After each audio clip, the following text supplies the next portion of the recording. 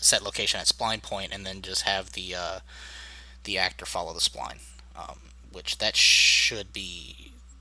I've never actually, I've never personally done a move actor along spline point, but I know it's very easy to do. Um, well, what he's saying, Jove, is that he wants the splines to be um, randomized. So if you do it in the construction, actually you could probably do it in the construction script. If you didn't need it to run dynamically, you could do the for. Yeah, so you're right. You're right. You could absolutely set the randomness every time you update um, the construction script. But if you needed it to run dynamically, that's the question.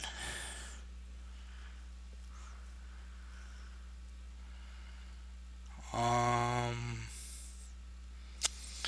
Unfortunately, Sterlingy, I do not know. I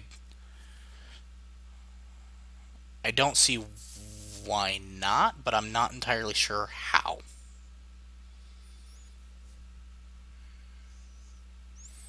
Unless the spawn points were created dynamically, and then it would make sense. Huh.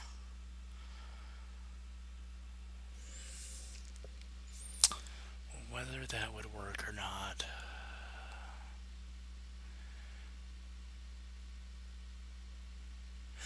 Give me time to.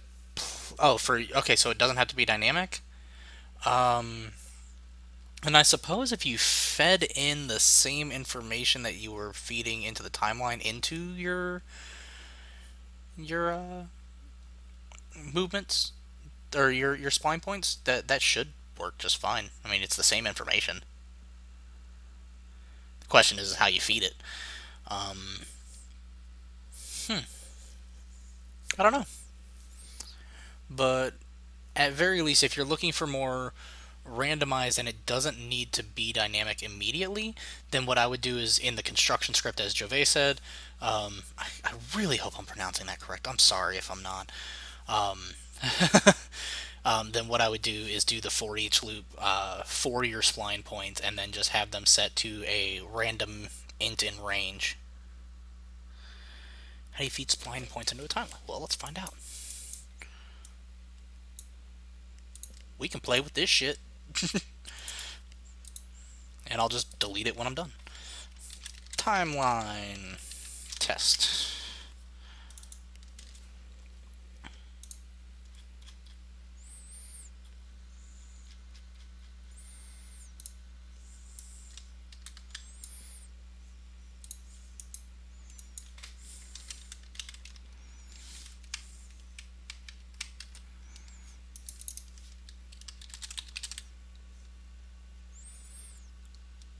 JoviX. Okay, got it.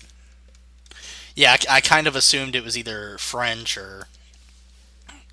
um, or something, but I didn't want to be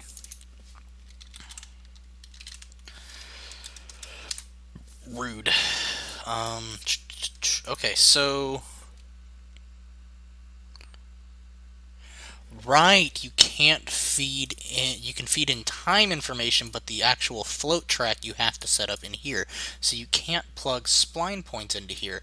Though you could take, like, let's say you had a vector track. Okay, so start with this. Add key.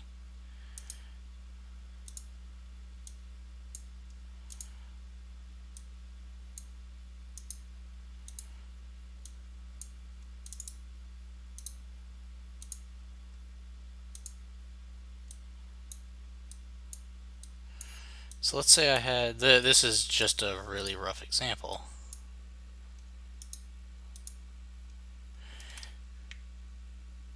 That's kind of what I was getting to. Um, so right here, you could actually get the vector value of your timeline. You would have it would be a run the timeline first. Get value at time.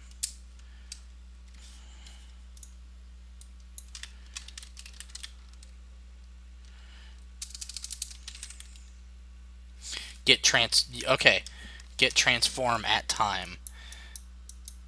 Boom, spline component. So if you set up a timeline, then you could actually get, but that's not going to make it random. That's the thing.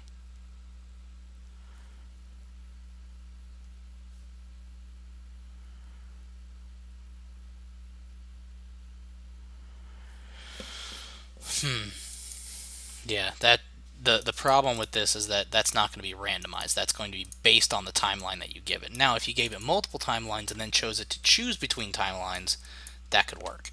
Um, but in this case, what I would do is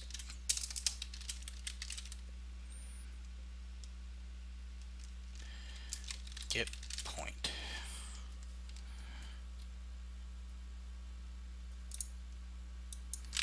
Get all.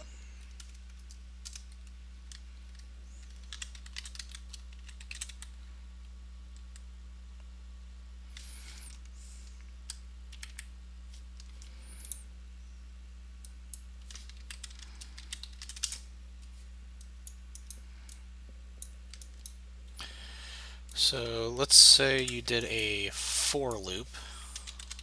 Since apparently you can't do a get all spline points. Break vector, or sorry, make vector. Then do a random float in range.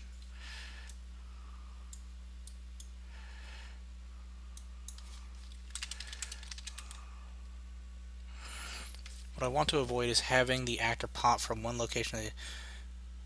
Okay, in that case, what I would do is once you do this, which is the easiest part, so let's say 0 to, or let's do negative 1,000 to 1,000, right?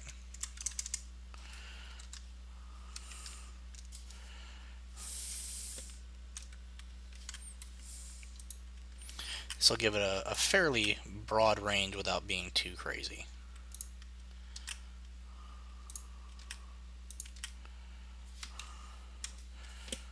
Boom. Coordinate world space. Or I'm sorry, I want it still in local space. So we're going to go 0 to, let's say, 50. We'll do 49 iterations. Hey, that's actually pretty cool. So got all this stuff, and then all you would do is probably do a move spline.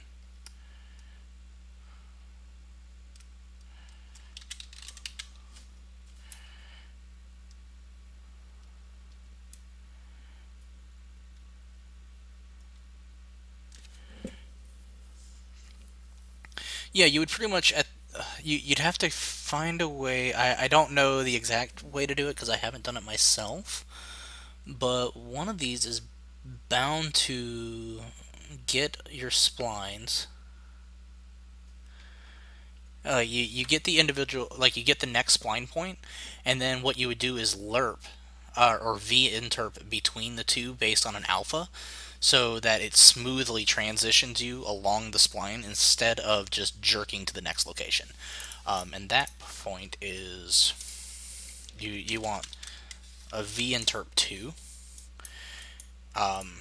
And you can set how fast you want it to go along the interp speed, your delta time, which is where you do move. Your current would be your actor location, target being whatever the next spline point is, and then you lerp from your current to the target along delta time, and you would plug that into like a move actor or simple move or anything like that, if that makes sense. And so you would basically be like finding, oh shit, did not mean to do that. So let's say you were finding this point here, and you were moving to that point there, then what you would do is you would lerp along the spline here, and it would actually smoothly transition you along it. Plus, this is awesome. I'm sorry, I'm ADD as shit. I didn't expect that to work out quite as well as it did. Which this would be cool for like if you did it on a smaller scale, do a looping particle system that followed a spline point. So let's say you had like a not a fire flickering, but like little fireflies or something that were set to go on along a strict pattern, and you just had it kind of following this randomized spline point. And you put two or three of them in the level, and boom, now you've got three very different random spline moves of this particle system just following around the spline points instead of following like a set path. You don't control the path, so it looks different every time that it's put into the level. Um, that could be really cool and useful. I'm gonna have to save this instead of deleting it.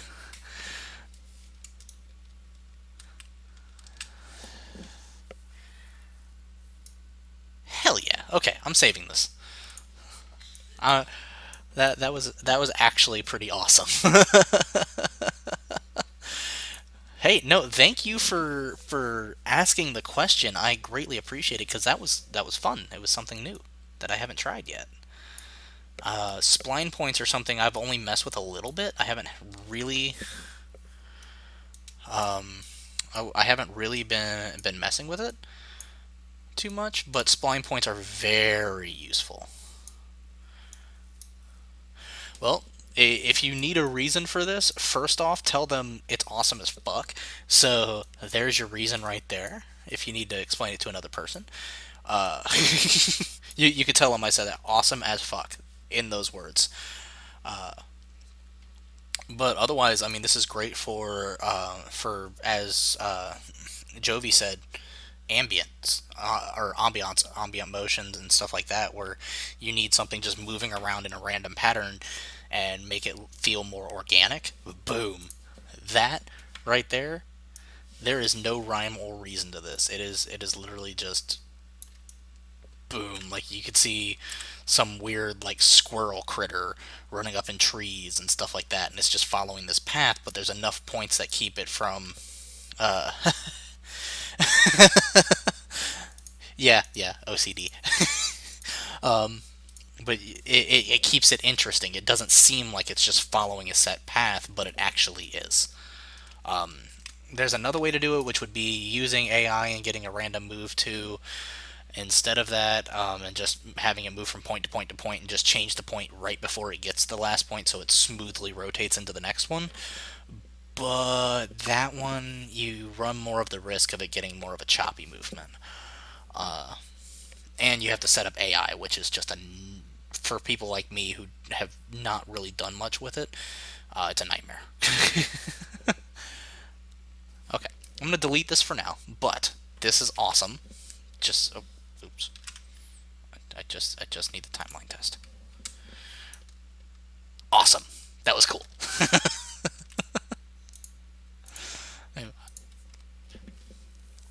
And thing, and this is what 1, 4, 5, 6, so 5, 7 notes. No AI. Okay, okay, sure. What's up, Sterling? Got one more question.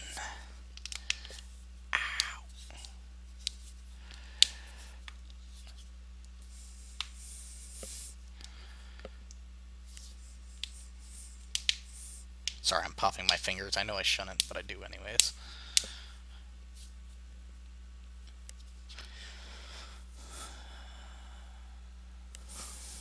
Okay.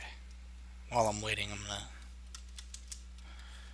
do the thing that no one should ever do. Add to. Well, really, it's only 100, but still. Get my emitting material to cast a light on the wall behind the emitting actor with the material. It glows just fine. Are you doing this through Blueprint or is it just the material? Because emissive materials are a bit weird.